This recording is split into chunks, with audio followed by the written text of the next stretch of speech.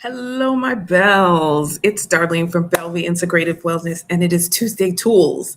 I am Darlene. I am a stress management coach, and I help emotionally exhausted nurses and healthcare professionals reset their joy so that they do not quit the profession that they once loved. And guess what? We are in week 2 of our psychological safety series. And so, if you've been following along, week 2 has been about the cost of silence in healthcare. What does that mean? It means those moments of being quiet, not because you're timid, not because you're new and you're afraid to come out of your shell.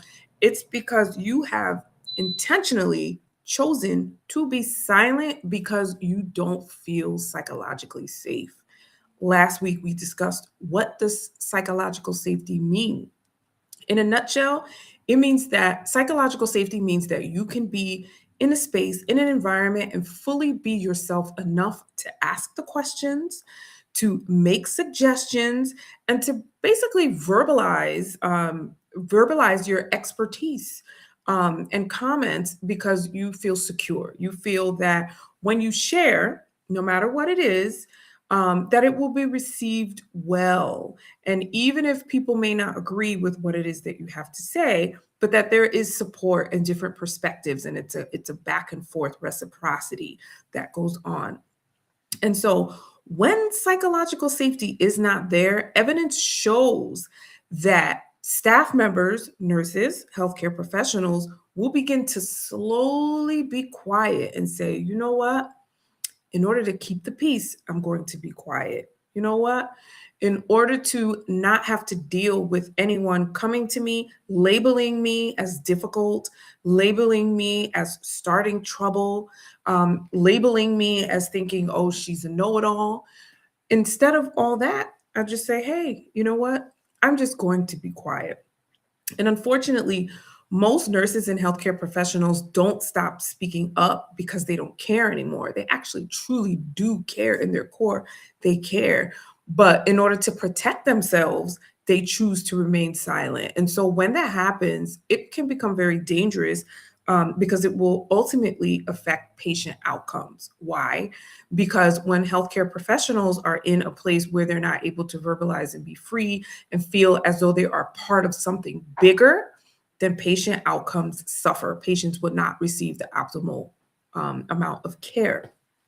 So, why am I talking about this? Why does this matter? Well, the whole point of us actually opening our mouths and not remaining silent is not a matter of being loud and obnoxious and making a point and winning an argument. It's not about that at all. In order to find your voice within healthcare, find your voice again, it is so that you are able to understand yourself and your purpose within an environment and how you can contribute positively to this environment. It is also a way for you to be able to protect your energy, to be able to feel safe. Everyone deserves to be able to feel safe when they are at work. They shouldn't have to deal with constant day to day depletion of their energy. And ultimately, you have to be able to keep your joy, to be able to be joyful when you're in the workplace. Why? Because joy is constant. And so silence in healthcare ends up happening because it's learned. Your nervous system is protecting you, telling you, you know what? You need to just be quiet so that you can survive this environment. Been there, done that. It is exhausting. When we talked about burnout in the first season, we talk about how when you decide on a constant basis, it starts to wear on you, and you start to begin to see how your personality starts to change, and not in a positive way, but in a way where you might become more cynical, more tired, feeling like all the physical symptoms within your body. And generally, it's just not healthy. And so, like I always say, my boundary is I love to respect your time and respect my time. So I will go on to give you 4 tools for Tuesday Tools on the cost of remaining silent in healthcare and how we can begin to speak up more. And so, tool number one is reframing your silence. Instead of saying to yourself, if a situation occurs and you chose not to speak up, and instead of saying to yourself, oh, why didn't I speak up? Why did I let that moment pass? Rather than beating yourself up and feeling a sense of shame or guilt, you need to reframe the question and ask yourself, actually, why didn't I speak up? What exactly was I protecting myself from? What kind of environment is this really, right? This is our assessment always. We are always assessing.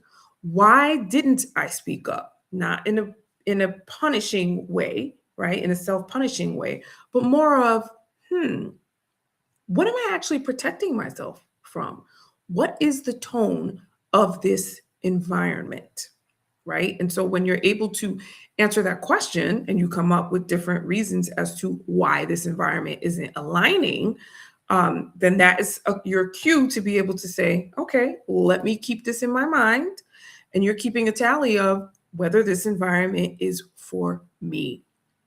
And so, tool number two, assessment again. And we always go back to our nervous system and how before our mind tells us that we're not doing well, our body will always speak to us. And it's a matter of actually pausing and really thinking about what is my body doing in this moment? How am I feeling? Is my chest feeling tight? Am I breathing really quick, really shallow, rapid breathing or rapid heart rate? Does my jaw feel like it's tight? For me, when I'm tense, I do this, my shoulders hunch like this, and then I end up feeling like I was doing pull ups all day long. Like my shoulders get really, really achy. That's usually a sign for me to let me know that, you know what, something is stressing me out and it's causing me to do this and to be clenched. And so this is what will actually when you're listening to your body, you're feeling your body, what your body is telling you. This is what will urge you to disengage and to kind of take a step back if you can in that moment to say, okay, I'm going to have to reevaluate this situation because these are actually safety signals. They're not. It's not that you have an attitude problem. It's your body actually telling you, you know what? Be warned, these are safety signals where your safety is being threatened.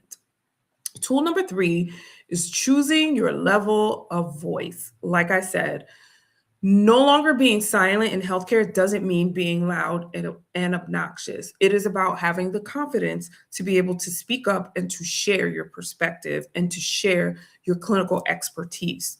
And so, with that being said, there are multiple levels of voices that we can use to express ourselves.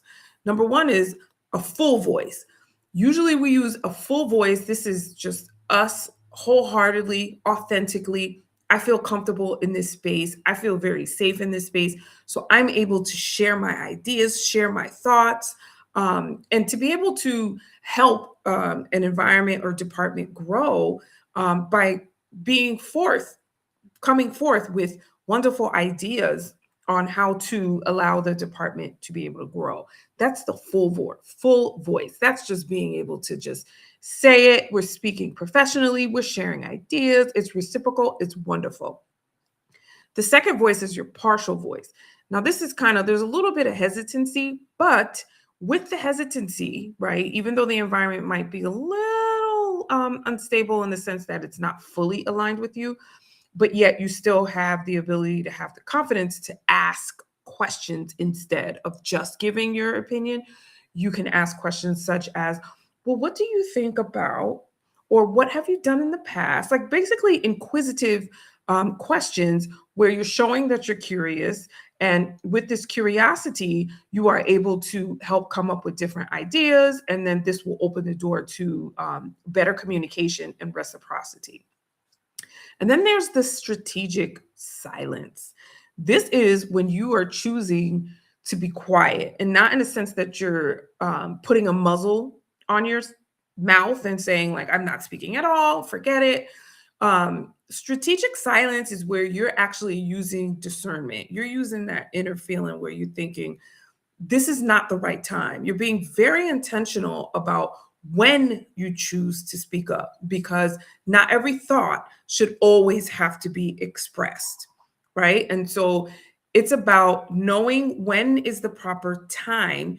Do you think that this specific environment or department is ready for the type of idea that you have? Do you need to give it to them in increments and chunks so that it's step by step, rather than, one huge idea that causes a massive amount of change? Because ultimately, oftentimes as human beings, we become afraid of change. So do you need to scale back on how much you want to give, but just give in little pieces? And it's not a form of weakness at all. It doesn't make you weak if you're going to be strategic with your silence. It actually makes you stronger. It gives you the ability to build relationships, especially when you figure out who your audience is. Who are the people that you work with? Are they ready for your perspective and the wonderful ideas that you have? Are they ready for it all at once, or should you give it to them in increments? And so basically, we want to be able to share, we want to be able to speak up, but we have to determine which kind of voice is it that we're going to use. And so, tool number 4 is restoring your self trust. If you're in a place where you're constantly just being quiet and you're throwing your hands up and saying, you know what, I'm not even going to bother to waste my breath because this is just how it is here. And I'm just going to just skate on by and get through all these shifts. Again, that becomes very exhausting and can lead to burnout. And so it's important to be able to restore that self trust, because then we kind of start second guessing ourselves on whether or not we should speak up.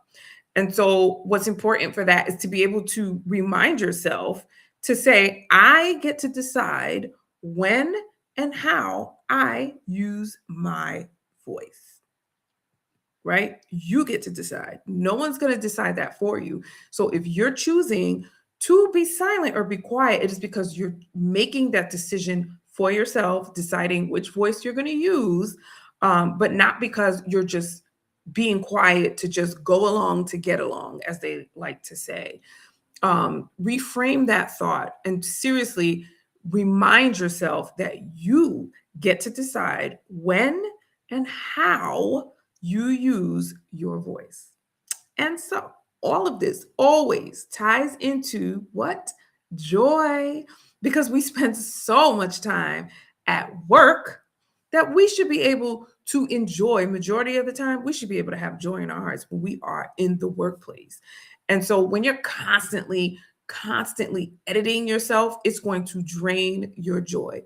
Joy comes from feeling safe and having trust in yourself, and that the environment that you're in actually aligns with who you are.